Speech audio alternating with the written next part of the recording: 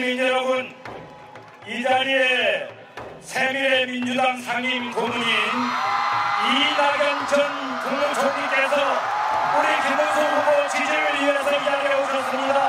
여러분, 연단으로 모시겠습니다.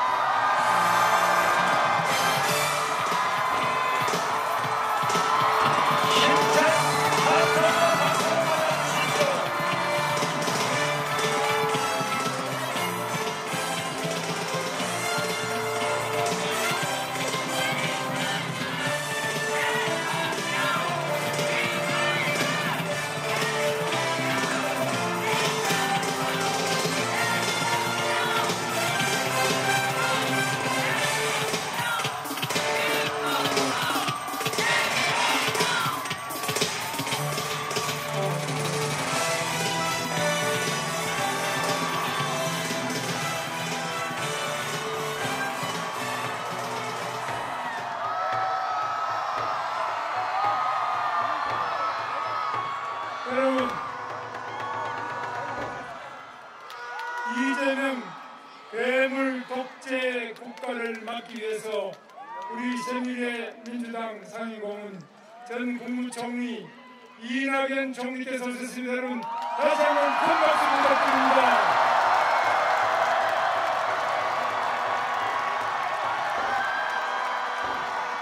네, 저 연설보다는 우리 이낙연 총리님 연설을 들으면 저도 정말 이 나라 장애를 더 생생하게 걱정하지 않을 수 없습니다. 이낙연 총리님의 말씀을 청해 듣겠습니다.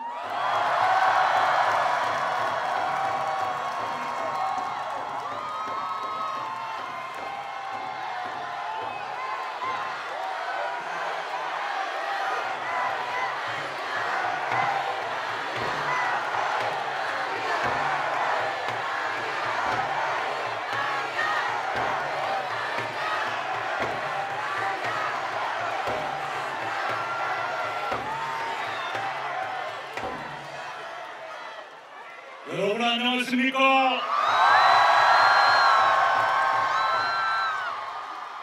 이 자리에서 처음 뵙습니다.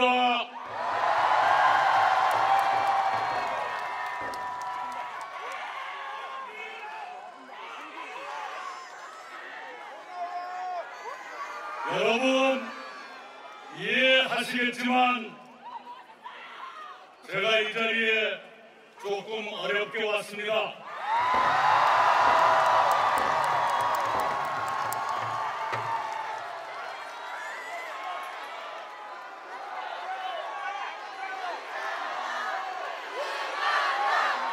네.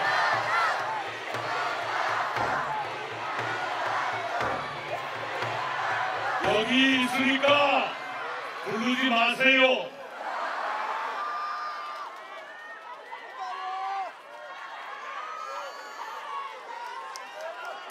만약 더불어민주당이 범죄 혐의 없는 후보를 내놓았다면, 그래서 지금 그들이 하는 것처럼 법을 마음대로 뜯어고치고 사법부를 파괴하는 일이 없었다면 저는 이 자리에 오지 않았을 것입니다.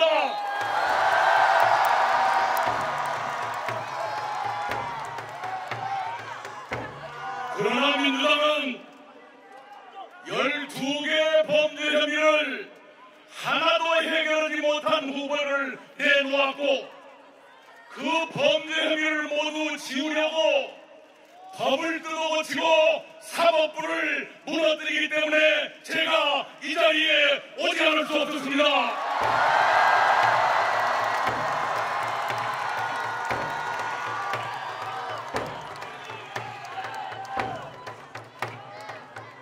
만약에 김문수 후보가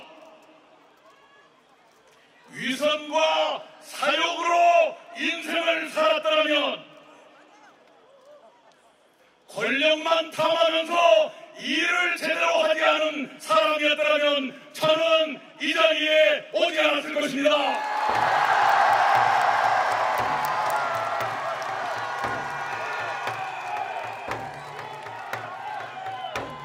그러나 김문수 후보는 신념에 따라 가식 없이 살아왔고 권력을 탐하지 아니하고 서민과 같은 눈높이에서 일을 제대로 해온 사람이기 때문에 제가 이 자리에 왔습니다.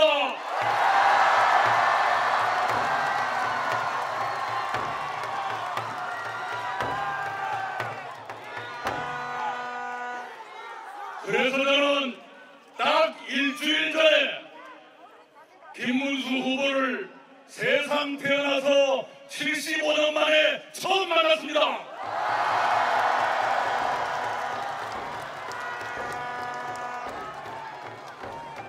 우리 두 사람은 대한민국의 운명에 대해서 많은 것을 공감했습니다.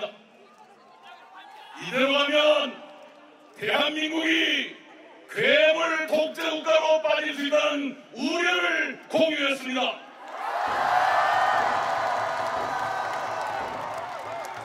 그래서 무엇보다도 먼저 대한민국이 괴물 독재국가로 추락하지 않도록 힘을 모으기로 합의했습니다.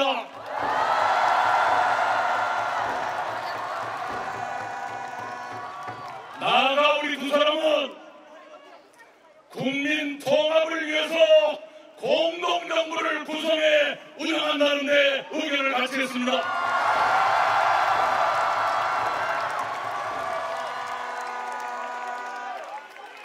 그리고 2년 안에 분권형 개헌을 매듭 짓고 3년 안에 제7공화국을 출범시키면서 임기 욕심 부리지 말고 퇴진하기로 합의했습니다.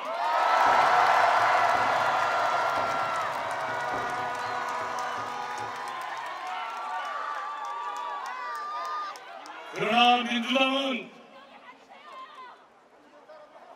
임기를 줄일 생각이 아니라 늘릴 생각을 하고 있지 않습니까?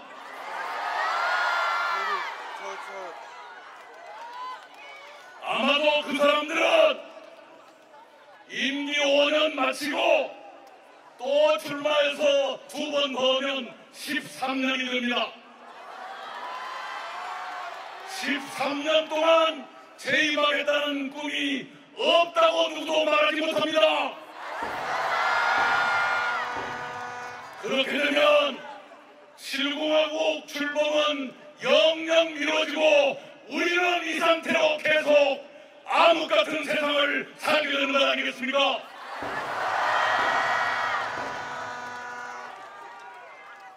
오늘 저는 여러분께 10가지 질문을 드리고 여러분 답을 드린 다음에 내려가겠습니다. 첫 번째 질문입니다. 우리는 대한민국의 순탄한 발전을 위해서 빨리 개헌을 매듭짓고 임기를 3년 안에 끝내서 다음 대통령 선거를 총선과 동시 실시함으로써 지금 같은 임기 불일치에 따른 손실과 혼란을 없애고자 하는데 그렇게 하기 위해서 누구를 뽑아야 되겠습니까? 김문수!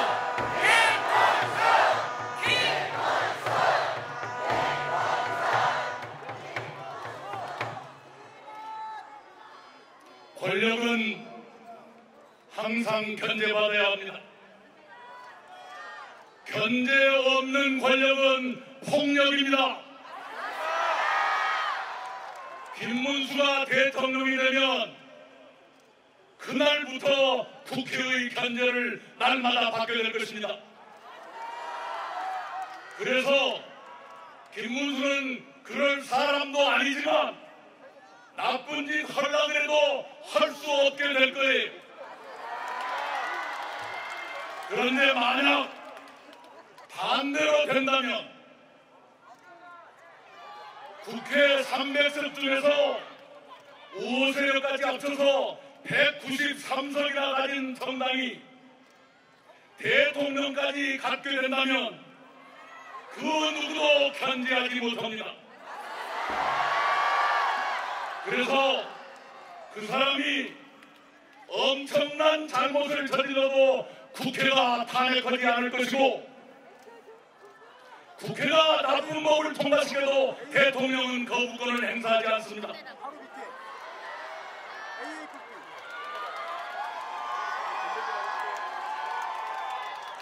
권력의 견제가 없으면 이런 불행이 생기는 겁니다. 여러분께 두 번째 질문 드립니다. 권력을 견제받게 하려면 누구를 뽑아야 됩니까?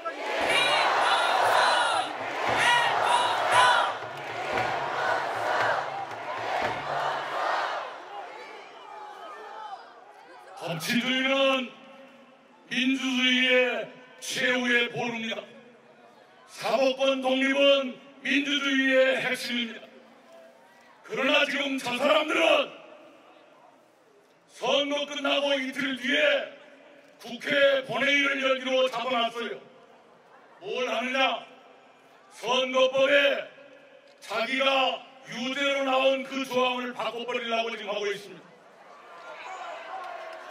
그렇게 되면 만약 그쪽이 이기면 그 이상한 법을 거부권도 행사하지 않고 실행할 것 아니겠어요?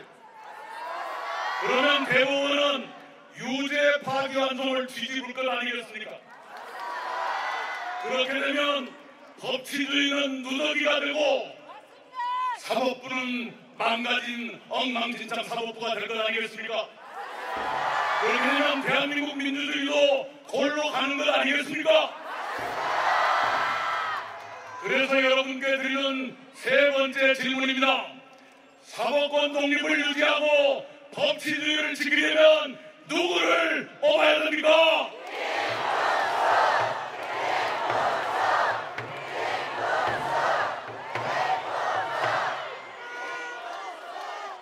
이렇게 한 사람이 입법권, 행정권의 사법권까지 장악하고 언론과 시민사회까지 위축하게 된다면 그것을 괴물 독재국가라고 저는 부릅니다.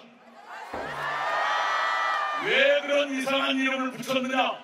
어느 책을 봐도 그런 나라가 없기 때문에 괴물이라고 제가 이름을 붙였습니다. 이런 괴물 독재국가는 막아야 될 것 아닙니까? 네 번째 질문입니다. 괴물 독재 출현을 막으려면 누굴 뽑아야 됩니까? 김문수 대통령!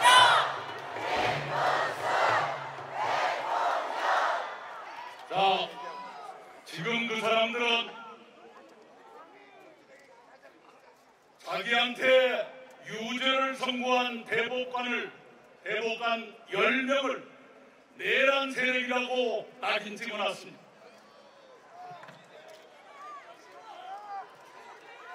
이 국민의힘 국회의원들 중에도 형사처벌을 걱정해야 되는 사람이 나올지 몰라요.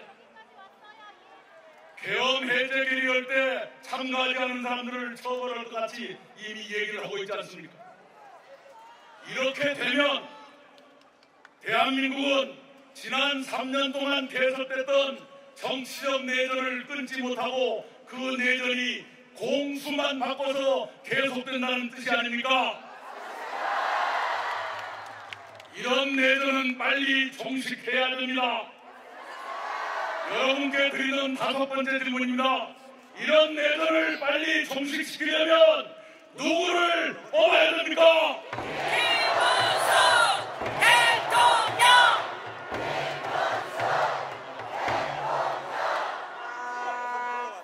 제가 10가지 질문을 드리겠다고 약속했는데 맞고 제 쪽으로 옵니다. 10가지 채울까요? 채우지 말까요? 압축하겠습니다. 지금은 세계 질서가 급변하는 시대입니다. 지난 80년 동안 우리가 익숙하게 살아왔던 그 질서가 뒤집어지고 있습니다. 이런 급변 시기에는 대외 정책이 안정되고 일관성을 가져야 됩니다. 즉흥적인 실언으로 동맹의 신뢰를 잃는다든가 그러면 국가적인 낭패 아닙니까? 대외 정책이 안정되고 신뢰를 유지하려면 누구를 뽑아야 됩니까? 대통령! 7번째 질문입니다. 경제가 어렵습니다. 일관되고 신뢰받는 경제정책이 필요합니다. 즉흥적인 돈풀기 정책으로는 경제를 망가뜨리기 십상입니다. 내실 있는 경제정책 일관되게 추진하려면 누구를 뽑아야 됩니까?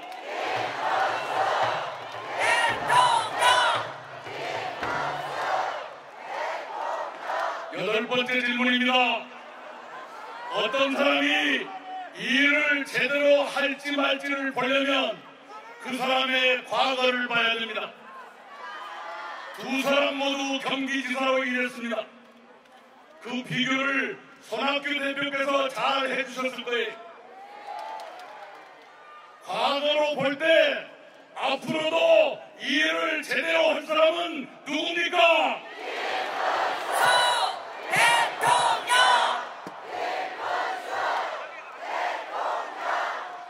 끝으로 아주 중요한 두 가지가 남았습니다. 우리는 인간 존중의 사회를 만들어야 합니다. 그러려면 여성과 장애인을 포함한 사회적 약자들을 존중하고 배려해야 됩니다. 정책으로 존중하고 배려하는 것뿐만 아니라 지도자의 의식에서부터 여성과 약자들을 존중하고 배려하는 그런 인식이 뿌리박혀 있어야 됩니다. 여성과 약자를 배려하는 인식이 아주 깊게 뿌리박힌 사람은 누굽니까?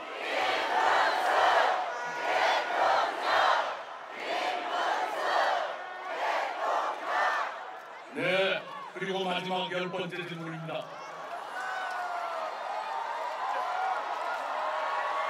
우리는 제도뿐만이 아니라 대통령과 그 가족의 덕성이 어떠냐에 따라서 국가적인 불행이 올 수 있다는 것을 체험하고 살았습니다.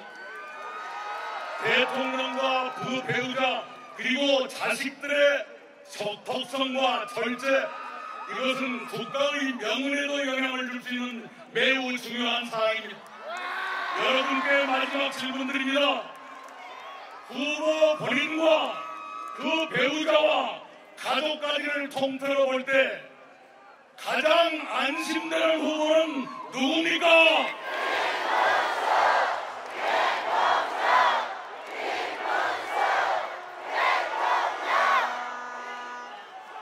여러분이 저의 10가지 질문에 대해서 모두 정답을 맞춰주셨습니다. 그런데 정답 맞히는 것으로 끝나는 게 아니올시다. 표가 돼야 돼요. 여러분 한 분 한 분이 내일 3명 이상씩을 투표소로 모시겠다고 저한테 약속해 주시기 바랍니다. 감사합니다. 이상입니다.